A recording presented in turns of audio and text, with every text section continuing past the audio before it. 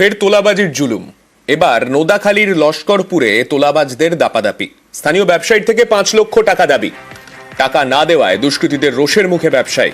টাকা আদায় মঙ্গলবার হামলার অভিযোগ। দোকান বাড়িতে চড়াও দুষ্কৃতী দল। ব্যবসায়ী স্ত্রীর শ্লীলতাহানির অভিযোগ।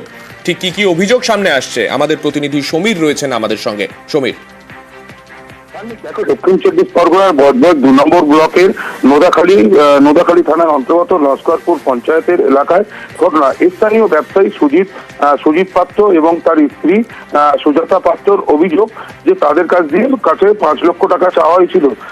অস্বীকার করার পরেই 14 তারিখ জানুয়ারিতে 14 তারিখে তার বাড়িতে আচমকাই হামলা হয় এবং সেই হামলার ছবি সিসিটিভি ফুটেজে দেখা গেছে।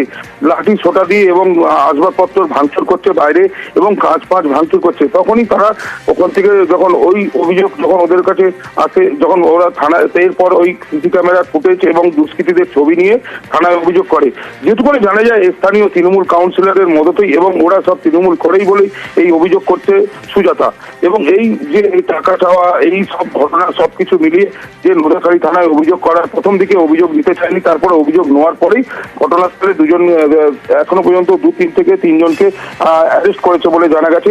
এবং তৃণমূলের যে ওখানে যে সদস্য আছে ভূপেন ব্যানার্জি সম্পূর্ণভাবে বিজেপির ওপরে চাপিয়ে দিয়েছে এবং বিজেপির লোক বলেছে বিজেপির যদি কোনো লোক হয় তাকে অ্যারেস্ট করা হোক, আটক করা হোক, তাদেরকে ধরা হোক।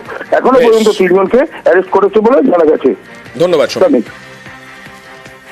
কিছু দুষ্কৃতিকারী এসে হঠাৎ করে আমাদের দোকানে ভাঙচুর চালায়। তারা কিছু টাকার দাবি করেছিল আগে। কত টাকা? প্রায় 5 লাখ টাকার মতো।